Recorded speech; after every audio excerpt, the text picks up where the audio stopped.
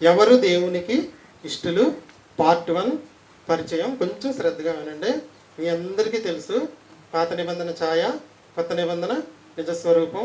పాత నిబంధనలో ఇజ్రాయేలీలు ఉన్నారు, కొత్త నిబంధనలో క్రైస్తవులు ఉన్నారు. పాత నిబంధనలో ఐగుప్తు ఉంది, కొత్త నిబంధనలో లోకం ఉంది. పాత నిబంధనలో కానాన్ ఉంది, కొత్త నిబంధనలో పరలోకం ఉంది. ఐగుప్తులో నుంచి ఇజ్రాయేలీలు కానాను ప్రయాణం, ఈ లోకంలో నుంచి క్రైస్తవులు పరలోక ప్రయాణం. మనం పరలోకం వెళ్ళాలంటే బాప్తిసం తీసుకోవాలి, వాళ్ళు పరలోకం వెళ్ళాలన్నా బాప్తిసం తీసుకున్నారు. ఎక్కడ? అది మీకు ఒకసారి చూడండి. ఒకటో కొరింథీ పత్రిక 10వ అధ్యాయం 1 నుంచి 6 వచనాలు కొంచెం శ్రద్ధగా వినాలండి. నువ్వు దేవుడికి ఇష్టడైతే చాలు, నువ్వు పరలోకానికి వెళ్ళిపోతావండి.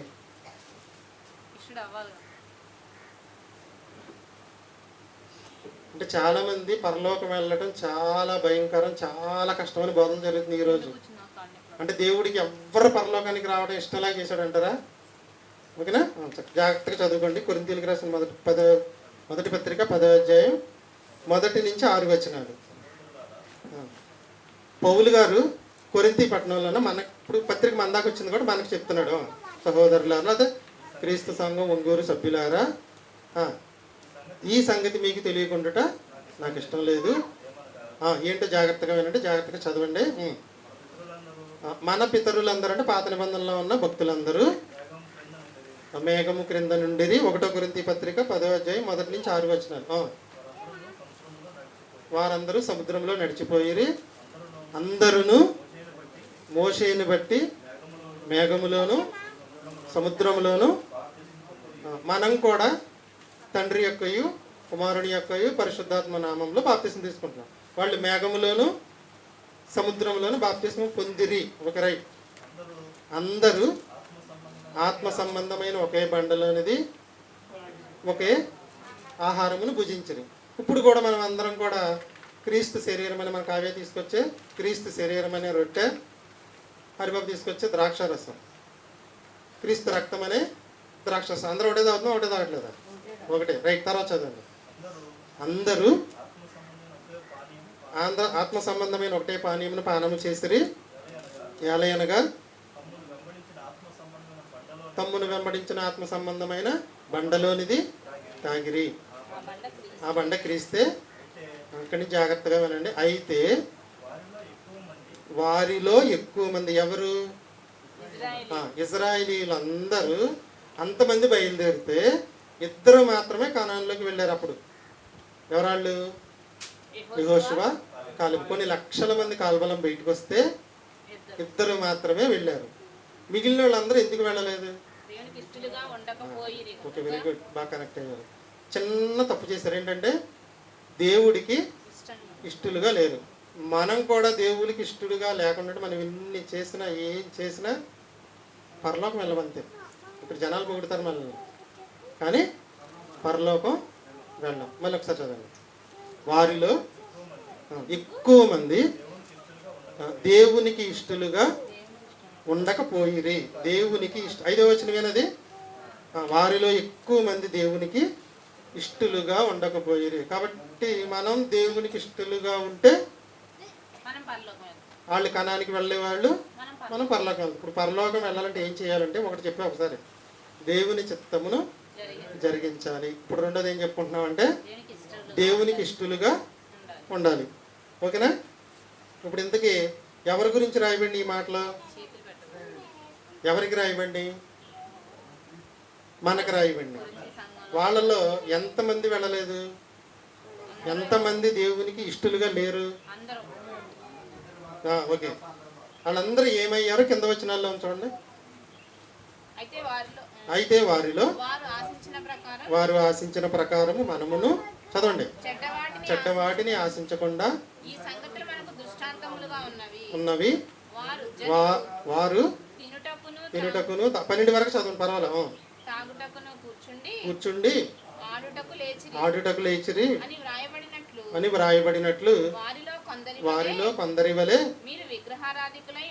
విగ్రహారాధికులై ఉండకుడి మరియు వారి వలె వ్యభిచరింపక ఉందుము. వారిలో కొందరు వ్యభిచరించి ఒక్క దినమందే 23,000 మంది కూలిరి. మనము ప్రభువును శోధింపక ఇందు. 12 వచనం వరకు చదవండి. వారిలో కొందరు శోధించి సర్పముల వలన నశించిరి. వీరు సనుగకుడి. వారిలో కొందరు సనిగి సంహారకుని చేత నశించిరి. ఈ సంగతులు దృష్టాంతముగా వారికి సంభవించి యుగాంతమందున్న మనకు బుద్ధి కలుగుటకై వ్రాయబడిను. ఒక్క మాటలో మీకు 5వ వచనంలో ఏం రాశాడంటే, వారు దేవునికి ఇష్టలుగా ఉండకపోయిరి గనుక అరణ్యములో సంహరించబడిరి.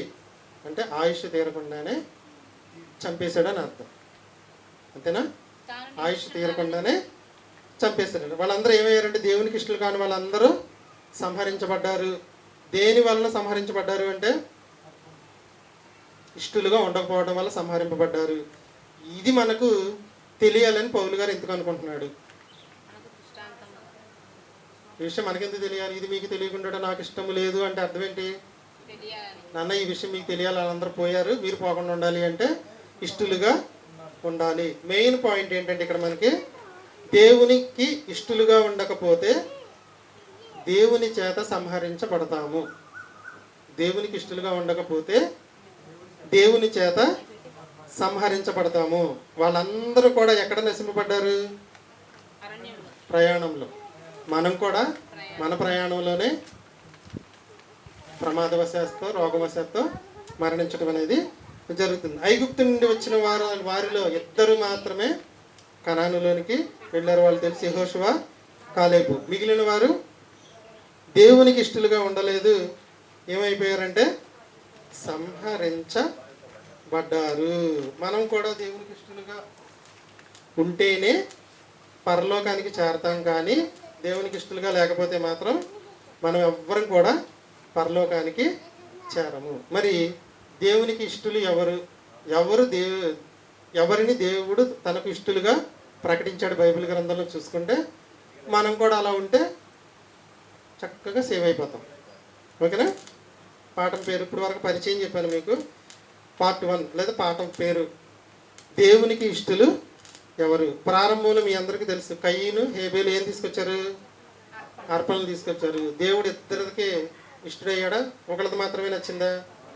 దేవుడు ఒకదాన్ని మాత్రమే ఇష్టపడ్డాడు. మనం కూడా దేవునికి ఎలా ఇష్టలుగా ఉండగలమో ఈ పాఠం ద్వారా మనం అందరం కూడా తెలుసుకుంది. మీ అందరికీ తెలుసు విశ్వాసం గురించి. హెబ్రీయులకు రాసిన 11వ అధ్యాయం ఉంటుంది, ఒకసారి చూద్దాం. హెబ్రీయులకు రాసిన పత్రిక 11వ అధ్యాయం 6వ వచనం. పాఠం పేరేం చెప్పాను మీకు? ఎవరు దేవునికి ఇష్టలు. ఎందుకు ఇష్టలుగా ఉండాలి అంటే ఇష్టలకే పరలోకం. ఓకే, మనము దేవునికి ఇష్టలుగా ఉండడానికి దేవుడు ఇష్టపడే మొదటి లక్షణం రాసుకోగలిగిన వాళ్ళు రాసుకోండి. హెబ్రీయులకు రాసిన పత్రిక 11వ అధ్యాయం 6వ వచనం. విశ్వాసము లేకుండా ఇక్కడ కూర్చున్న మీ అందరికి విశ్వాసం ఉందా లేదా? లేదంట. నేను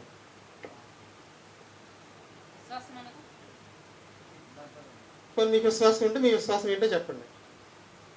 మనసులో ఉంచుకోండి, పైకి చెప్పద్దు. నేనేం అన్నా, మీకు తెలిసిందని మీ మనసులో ఉంచుకోండి. నేను చెప్పిన తర్వాత ఓకే అయితే ఈరోజు రావడం వేస్ట్, లేదు అంటే రావడం ఉపయోగమే అని అర్థం. నేనేమడిగాను మిమ్మల్ని ప్రశ్న? మీరు విశ్వాస? అవును విశ్వాసే అన్నారు. అయితే మీ విశ్వాసం ఏంటో నేను చెప్పమన్నా. ఇంక దీన్ని బట్టి నేను దేవుడిని విశ్వసించాను. ఇజ్రాయేలీల జనాంగం మొత్తం అరణ్యంలో రాలిపోవటానికి కారణం ఏంటి? దేవుడికి ఇష్టలుగా లేరు. దేవుడికి ఇష్టమైన దాంట్లో మొట్టమొదటిది ఏంటి? దేవుడికి ఇష్టమైన వాటిలో మొట్టమొదటిది ఏంటి? విశ్వాసం లేకుండా దేవుడికి ఇష్టడై ఉండట అసాధ్యం. అంటే విశ్వాసం ఉన్నవాడు ఇష్టడు. అంటే ఇజ్రాయేలీ జనాంగం మొత్తానికి విశ్వాసం లేదండి. చూపిస్తా. హెబ్రీయులకు రాసిన పత్రిక చూడండి 3:19.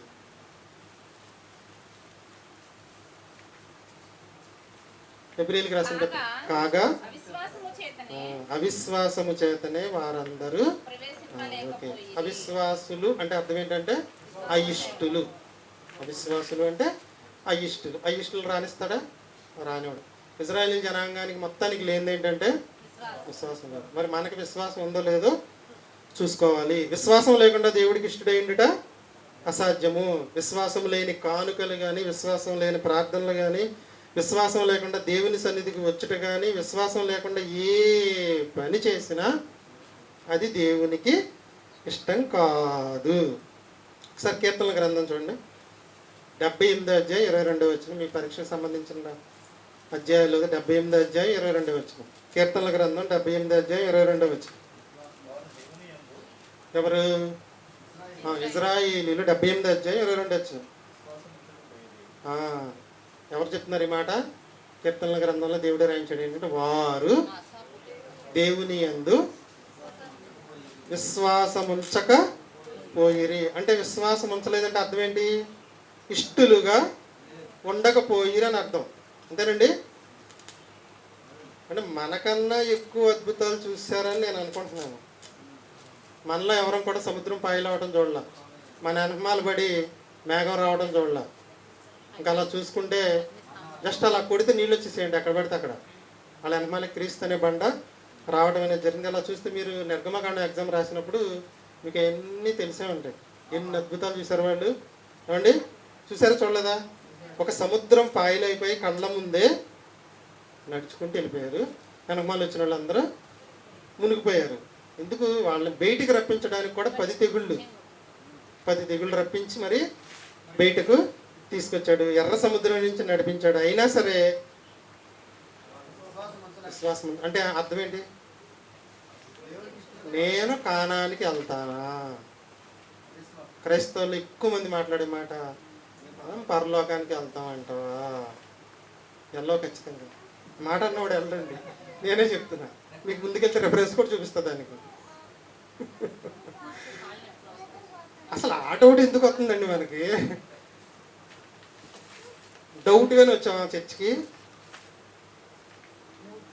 సరే జాగ్రత్తగా వినండి.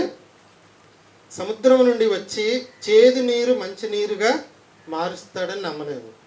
మన్నాని ఆహారంగా ఇస్తాడని నమ్మలేదు. ఏమండి? బండల నుంచి నీళ్ళు వస్తాయని కూడా నమ్మలేదు. ఇలా ఎన్నో విషయాల్లో వారు నమ్మలేదు. అంటే దేవునికి ఇష్టలుగా ఉండకపోయి. మరి మనం ఎన్ని చేసినా విశ్వాసంగా లేకపోతే మనం కూడా దేవునికి ఇష్టలుగా ఉండలేము. విశ్వాసం అనేది కొనుక్కుంటే రాదు, అప్పు తీసుకుంటే కూడా రాదు. విశ్వాసం ఎక్కడ నమ్ముతారు? ఏ చర్చలైనా బైబిల్ కవర్లో ఏమంటారు ఇట్లా స్కార్పులు అమ్ముతారు, కానీ విశ్వాసం అమ్మరు. కొన్ని ఎవరన్నా అప్పిస్తారా అంటే వడ్డీకి కూడా ఎవరు. రోమిలికి రాసిన పత్రిక చూడండి. ఇప్పుడు ఎక్కడున్నాం మనం?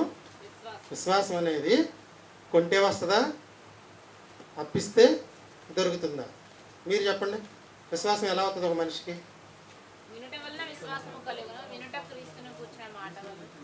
రోమిలికి రాసిన పత్రిక 10వ అధ్యాయం 17వ వచనం. ఇది మీరు పాయింట్గా రాసుకోండి.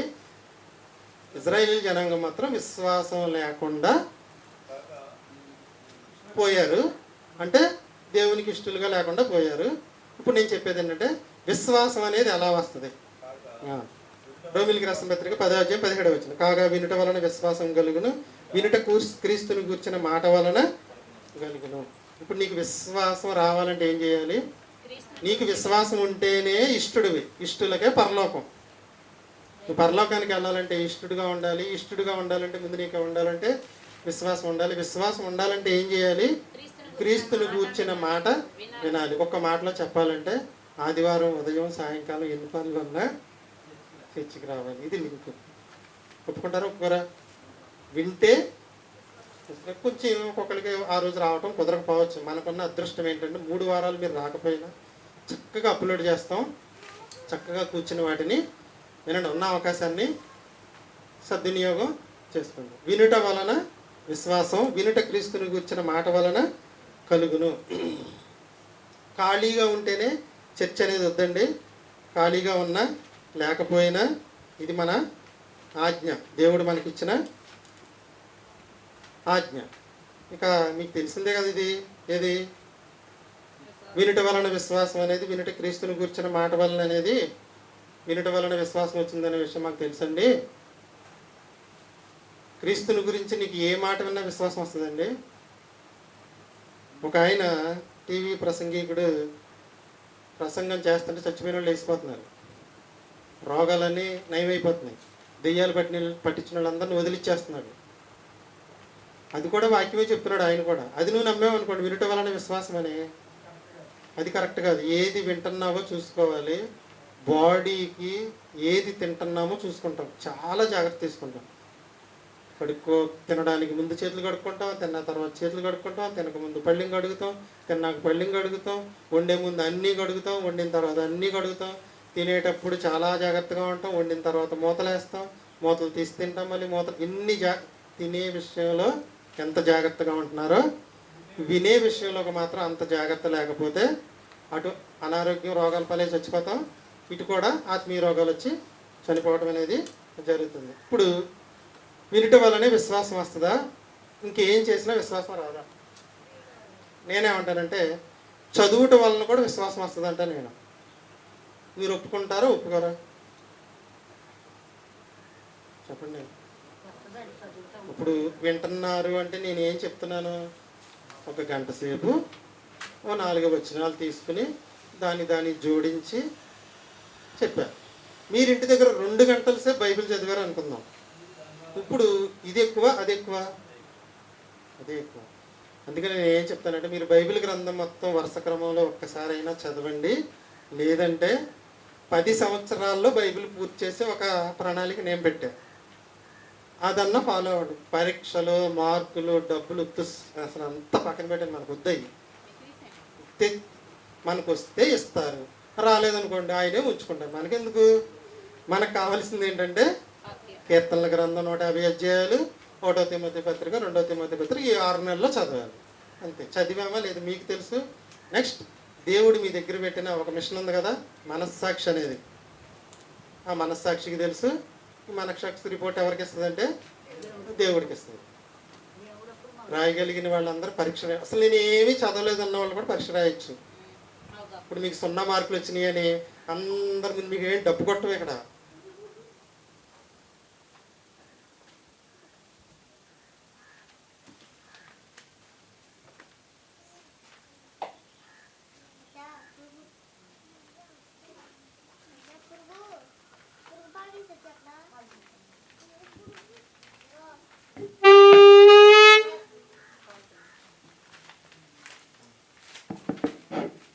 ఏమండి, పరీక్ష రాయగలిగిన వాళ్ళందరూ కూడా రాయండి.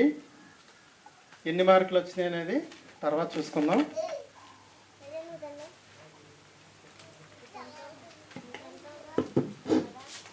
చెప్పండి. పరలోకానికి ఎవరు వెళ్తారంటే దేవునికి ఇష్టలు వెళ్తారు. దేవునికి ఇష్టమైంది ఏంటి అంటే విశ్వాసం కలిగి ఉండట. విశ్వాసం ఎలా వస్తుంది అంటే వాక్యాన్ని వినడం వల్ల వస్తుంది. ఏది పెడితే తింటే విశ్వాసం రాదు. మళ్ళీ గుర్తుంచుకోండి, సరైన ఆహారం తీసుకుంటేనే విశ్వాసం వస్తుంది, ఆరోగ్యం వస్తుంది. తర్వాత చదువుట వలన కూడా విశ్వాసం అనేది వస్తుంది. మూడోది, ప్రార్థన చేయటం వలన కూడా విశ్వాసం వస్తుంది. అది ఎలాగంటారు?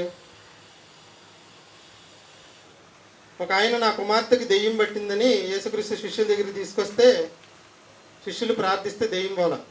అప్పుడు ఆయన ఎవరి దగ్గరికి వచ్చాడు? యేసుక్రీస్తు దగ్గరికి వచ్చి ఏమని అడిగాడు? నా కుమార్తెకు దెయ్యం పోగినట్లుగా ప్రార్థన చేయమన్నాడు. అంటే ప్రార్థన చేస్తే ఆ రోగం కుదిరిద్దని ఏం చేశాడంటే ఆయన విశ్వాసం ఉంచాడు. అంటే విశ్వాసం అనే దాంట్లో 3 భాగాలు ఉన్నాయి. మొదటిది చదువుట, వినుట, ప్రార్థించుట. ప్రార్థన ఎప్పుడు చేస్తాం? చదివిన తర్వాత, విన్న తర్వాత దాని ప్రకారం మనం ప్రార్థన చేస్తాం. ఏమని ప్రార్థన చేస్తాం? ప్రతిరోజు ఒకటి అడగాలి తెలుసుగా మీకు ప్రార్థనలో, నేను ఏది ఏమైనా సరే మరణించిన తర్వాత పరలోకానికి వెళ్ళాలి. అలాగా ఈరోజు నా జీవితం అంతా ఉండేటట్లు సహాయం చేయమని దేవుడిని అడగాలి. ప్రతిరోజు మన టార్గెట్ అదే కదా. వాళ్ళ టార్గెట్ కూడా కనాను. ఓకేనా? నమ్ముట నీ వలన అయితే సమస్తము సాధ్యమే అన్నాడు యేసుక్రీస్తు. అక్కడ నమ్మాడు అతను. ఇజ్రాయేలీలందరిలోకెల్లా ఇతని వంటి విశ్వాసము నేను ఎవరిలో కూడా చూడలేదన్నాడు. నీ నమ్మిక ప్రకారమే నీకు జరుగుతుందన్నాడు. అదే ప్రకారం జరిగింది. ఇంతకీ వచ్చిన ఆయనకి ఏ ఉద్దేశంతో వచ్చాడండి? విశ్వాసం అంటే ఏ విశ్వాసంతో వచ్చాడు ఆయన అక్కడికి? ఖచ్చితంగా నా కూతురు బ్రతుకుతుందనే నమ్మకంతో వచ్చాడు. నమ్మకంతోనే తిరిగి వెళ్ళిపోయాడు. బ్రతికిందా బతకలేదా? చూద్దాంలో ఒక రాయేద్దాం, బతికితే బతికింది, లేదా లేదని అనుకో బతకదు. సరే, మీకు దానికి సంబంధించి ఒక విషయం చెప్తాను. ఏంటంటే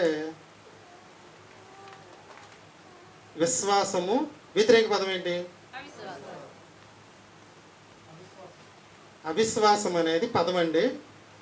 భావరూపకంగా చూసుకుంటే విశ్వాసం అనే దానికి వ్యతిరేక పదం ఏంటంటే భయం అండి. మీకు చివరికి వెళ్ళేటప్పటికి అర్థమైంది. విశ్వాసానికి వ్యతిరేక పదం పదం పదం అవిశ్వాసం. విశ్వాసానికి భావార్థక పదం భయం. ఓకేనా? యోబు గారు అంటండి, నా పిల్లలు పాపం చేసేస్తారేమో, పాపం చేస్తే దేవుడు చంపేస్తాడేమో ఇదే భయంతో బతికాడంటండి. ఇది ఒక కోణం. నేను చెప్పాను మీకు ముందే ఏమని, యోబు గారి జీవితాన్ని ఎన్ని కోణాల్లో చూడాలి? 58 కోణాల్లో చూడాలి. యోబు గారు ఎలా బతికాడు? నా కుమారులు కుమార్తెలు పాపం చేస్తే దేవుడు వాళ్ళని చంపేస్తాడేమోనని భయపడ్డాడంట. భయపడిందే జరిగిందంట. అంతేనా కదా? కరెక్టేనా? అంటే పాపం చేశారో చేయలేదని మనకు రాయబడలేదు కాబట్టి నేను మాట్లాడుతున్నా. ఏది భయపడ్డాడో యోబు అదే జరిగింది. మీరు కూడా ఏది భయపడతారో అదే జరుగుతుంది. భయం అంటే ఏంటి చెప్పట్లేదు. భయము అంటే అవిశ్వాసము. నేను చెప్పే భావార్థక పదం అని చెప్పాను. అవిశ్వాసము, భయం. నేను ఏదైతే జరగకూడదని అనుకున్నానో, భయపడ్డానో అదే జరిగిందని యోబు గారు మీకు 31-32 అధ్యాయాలు మనకి ఉండటం అనేది జరుగుతుంది. తన కుమారులు పాపం చేస్తారేమోనని భయపడ్డాడు. పాపం చేస్తే దేవుడు చంపేస్తాడేమో భయపడ్డాడు. అదే జరిగింది. భయపడి ఏం చేసుకుంటూ వచ్చేవాడు? ప్రతిరోజు బలులు అర్పించుకుంటూ వచ్చాడు. భయపడిందే జరిగింది. విశ్వాసానికి వ్యతిరేక పదం అవిశ్వాసం. విశ్వాసమునకు భావార్థక పదం ఏంటంటే భయపడడం. ఇజ్రాయేలీలందరూ కూడా సముద్రం దగ్గరకు వచ్చి ఏమయ్యారు? కరెక్ట్ చెప్పారు, భయపడ్డారు. సముద్రాన్ని చూసి భయపడ్డారు. వెనకమాల సైన్యాన్ని చూసి భయపడ్డారు. భయము అంటే అర్థం ఏంటంటే అవిశ్వాసము. భయము అంటే అవిశ్వాసం. ఇజ్రాయేలీలందరూ కూడా సముద్రం దగ్గరకు వచ్చి భయపడ్డారు. ఐగుప్తులో నుంచి బయలుదేరి వచ్చిన ఆ సైన్యాన్ని చూసి కూడా ఏమయ్యారంటే భయపడ్డారు. కాబట్టి ఇప్పుడు కూడా మీ జీవితంలో మీరు కూడా భయపడ్డారు అనుకోండి, మీరు ఎవరు? విశ్వాసం ఉంచిన వారు భయపడరు. దేవుని యందు విశ్వాసం ఉంచిన వారు భయపడరు. విశ్వాసం ఉంచిన వారు భయపడరు. భయపడిన వారు విశ్వాసం ఉంచలేరు. విశ్వాసం ఉంచలేని వారు అయిష్టులు. అయిష్టులకు పరలోకం రాదు. కాబట్టి ఇప్పుడు ఏం చేయాలి మనం? భయపడని వాడు విశ్వాసి, విశ్వాసే దేవుడికి ఇష్టుడు, ఇష్టుడే పరలోకానికి అర్హుడు. ఇప్పుడు మనం ఏం చేయాలంటే దేనికి కూడా భయపడకూడదు. నేను రాసిన కీర్తనలో 7వ కీర్తన 6వ కీర్తన ఉంటుందండి. అద్భుతమైన పాట. ప్రసాద్ కూడా దానికి మరి ఏ మూడ్లో ఉండి కామెంట్ పెట్టాడు. ఏదైనా మంచి కామెంట్ ఒకటి పెట్టాడు. బాగా కూర్చొని విన్నట్టున్నాడు ఒకరోజు. భయపడను, నేను భయపడను, దేవుని రెక్కల కిందే నాకు ఆశ్రయము, నేను భయపడను. పగటి వేళ ఎగురు బాణమునకైనను, చీకటిలో సంచరించి తెగులకైనను, ఏ తెగులనకైనను, ఏ భయమునకైనను భయపడను, నేను భయపడను. ఒక కీర్తన అండి, అద్భుతమైన కీర్తన. ఓకేనా? నీకు ఎప్పుడైతే భయం పోద్దో అప్పుడు నువ్వు విశ్వాసివి, అప్పుడే నువ్వు ఇష్టుడివి, అప్పుడే నువ్వు పరలోకానికి అర్హుడివి. ఇప్పుడు చెప్పండి, విశ్వాసము లేకుండా దేవునికి ఇష్టడై ఉండుట అసాధ్యం. మనం దేవుడికి ఇష్టడై ఉండాలంటే చేయవలసినవి ఏంటి? విశ్వాసము ఎలా వస్తుంది? వినుట వలన, చదువుట వలన, ప్రార్థించుట వలన మనకు విశ్వాసం అనేది వస్తుంది. ఈ 3 పనులు చేయటం వల్ల మనకు విశ్వాసం వస్తుంది. కాబట్టి ఈ 3 ఏది మిస్ అయినా ఒక 52 58 ఆదివారం, 52 ఆదివారాలు, సుమారు 52 ఆదివారాలు నేను ఏ రోజు కూడా చర్చికి రానండి. 52 ఆదివారాలు కూడా చర్చి రాను. నేను ఒక 2 లక్షల రూపాయలు పెట్టి మీటింగ్ పెట్టిస్తాను. నేను దేవుడికి ఇష్టన్నా.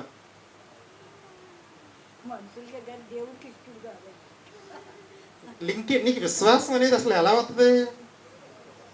వచ్చి వింటేనే వస్తుంది.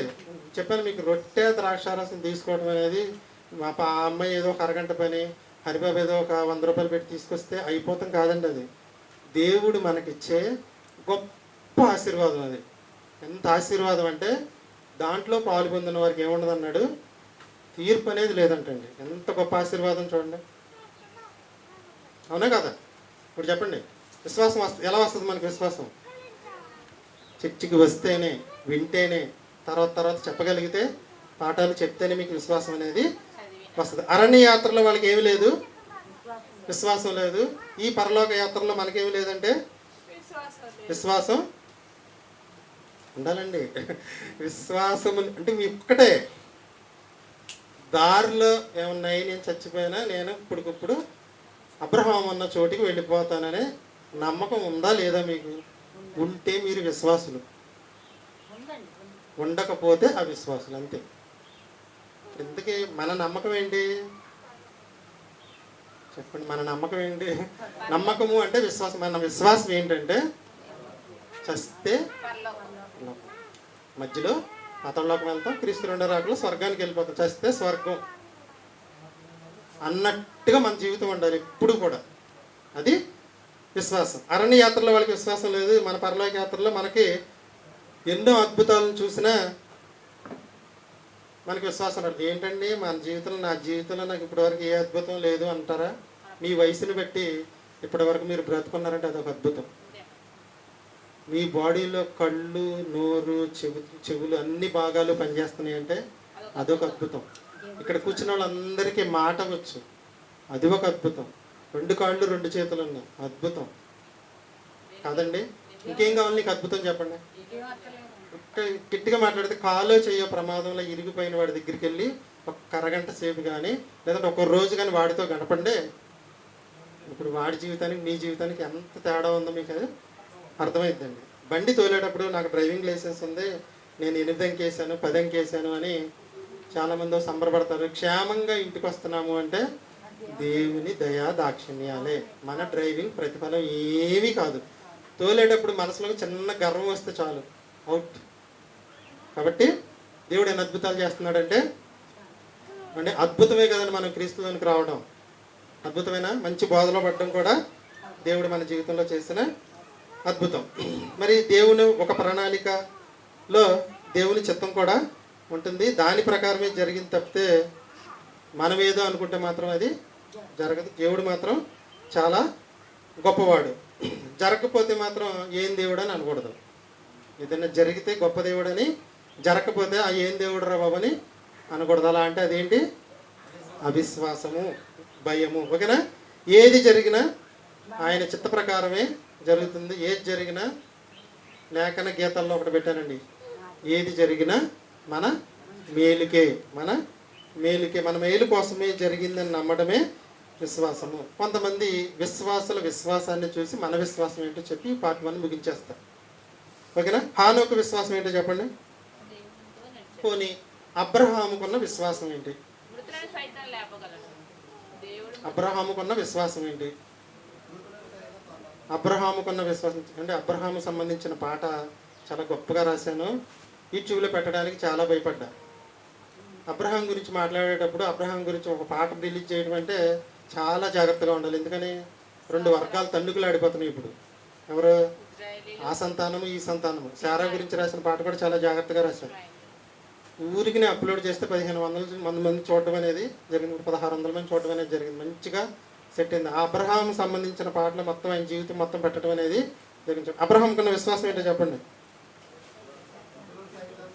11:8-9 హెబ్రీయులకు రాసిన పత్రిక 11:8-9. హెబ్రీయులకు రాసిన పత్రిక 11:8-9. హెబ్రీయులకు రాసిన పత్రిక 11:8-9 మీకు ఎంత కూడా పాటలో పెట్టాను. అబ్రహాము పిలువబడినప్పుడు, హెబ్రీయులకు రాసిన పత్రిక 11:8-9 అబ్రహాము పిలువబడినప్పుడు విశ్వాసమును బట్టి అతనుకున్న విశ్వాసం. ఏమంటే అందరి విశ్వాసం ఒకటి కాదు, గుర్తుంచుకోవాలి మీరు. పాత నిబంధనలో ఉన్న వాళ్ళందరి విశ్వాసం ఒకటి కాదు. కొత్త నిబంధనకు వచ్చేటప్పటికి అందరి విశ్వాసం వాళ్ళు ఒకటే. ఓకేనా? రైట్. అబ్రహాం పొందనయ్యున్న బయలు వెళ్ళెను, ఎక్కడికి వెళ్ళవలను పాటలు వస్తుంది అంత ఎక్కడికి వెళ్ళను వెళ్ళను అది ఇరుగకే బయలు వెళ్ళను విశ్వాసమును బట్టి అతడు ఆ వాగ్దానమునకు సమాన వారసులైన అనువారును 9వ వచనం వరకు గోడారంలో నివసించుచు ఉన్నట్టుగా పరవాసులై వాగ్దాత దేశంలో పరవాసులై ఉంటారు. అబ్రహాంకు ఉన్న విశ్వాసం ఏంటి? ఇప్పుడు దేవుడు రమ్మన్నాడు, ఎక్కడికి వెళ్ళాలో తెలియదు, అది ఇరుగకనే బయలు. ఒకవేళ అక్కడికి వెళ్ళిపోయిన తర్వాత ఏమన్నాడు దేవుడు? నీకు కాదు నీ పిల్లలకి ఇస్తాను అన్నాడు. తీరా చూస్తే అక్కడ కరువు వచ్చింది. అక్కడ అబ్రహాం చేసిన తప్పేంటో తెలుసా మీకు? నువ్వు కూడా వేసాను. ఆయన కరువు వచ్చినప్పుడు ఏం చేయాలండి? రమ్మన్నావు, వచ్చాను, ఏంటి కరువు, నా పరిస్థితి ఏంటని దేవుడిని అడగకుండా సొంతంగా ఆలోచన తీసుకుని అక్కడికి వెళ్ళిపోయాడంటే ఐగుప్తుకి వెళ్ళిపోయాడు. అక్కడికి వెళ్ళినట్టున్నాడా? భార్యని ఆయనకిచ్చి ఇది నా చెల్లెలు అని చెప్పాడు. ఈ తగలాటాలంత ఇందుకు ఇక్కడే ఉంటే సరిపోయేది కదా. మళ్ళీ దేవుడు ఏం చేశాడంటే లాక్కొచ్చి ఇక్కడ తీసుకురావడం అనేది జరిగింది. శారాకున్న విశ్వాసం ఏంటో చెప్పండి. శారా దేని యందు విశ్వాసం ఉంచి నమ్మింది దేవుణ్ణి. కింద ఉంది చూడండి 11. గుర్తుంచుకోండి, మీకు ఏప్రిల్కి రాసిన పత్రిక 11వ అధ్యాయం మొత్తం ప్రతి పదం నేర్చుకోవాలి మనం. అప్పుడు మనకు విశ్వాసం అంటే ఏంటో అర్థమైంది. విశ్వాసమును బట్టి శారా వాగ్దానము చేసిన వాడు నమ్మదగిన వాడని ఎంచుకొనేను. నోవాహు విశ్వాసం ఏంటి అంటే అదే ఈ వయసులో కూడా నేను పిల్లల్ని కలనని విశ్వాసం ఉంచింది. విశ్వాసం ఉంచినట్టుగానే పెట్టుకుంటాడు. చెప్పండి, నోవాహు విశ్వాసం ఏంటి? కిందే ఉంది చూడండి 7వ వచనం. నోవాహుకున్న విశ్వాసం అది వరకు చూడని సంగతులు అంటే సముద్రంలో వాడ కడతారు కానీ ఒడ్డున వాడ కడతారు కానీ గ్రామంలో వాడేంటి? ఇది వరకు చూడని సంగతులు. చెప్పండి, చదవండి. దేవుని చేత హెచ్చరింపబడిన వాడై భయభక్తులు గలవాడై వాడను కట్టడం ఆయన విశ్వాసం. చర్చికి రావడం మన విశ్వాసం, సంఘానికి రావడం మన విశ్వాసం. అలాగే హానోకు విశ్వాసం ఏంటి?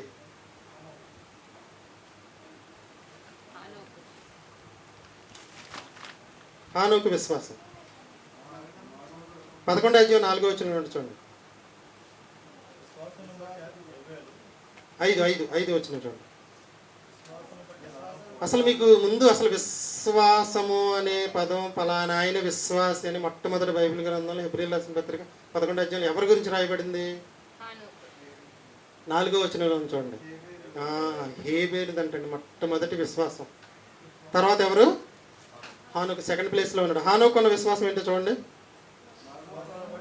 చాలా జాగ్రత్తగా చదవాలి. వచ్చిన మీరు హానోకు ఉన్న విశ్వాసం ఏంటంటే మరణము చూడకుండానట్లు కొనుపోబడెను. తర్వాత చదవండి. అతడు కొనుపోబడక మునుపు దేవుడికి ఇష్టడై ఉన్నాడు. ఈయనెవరు?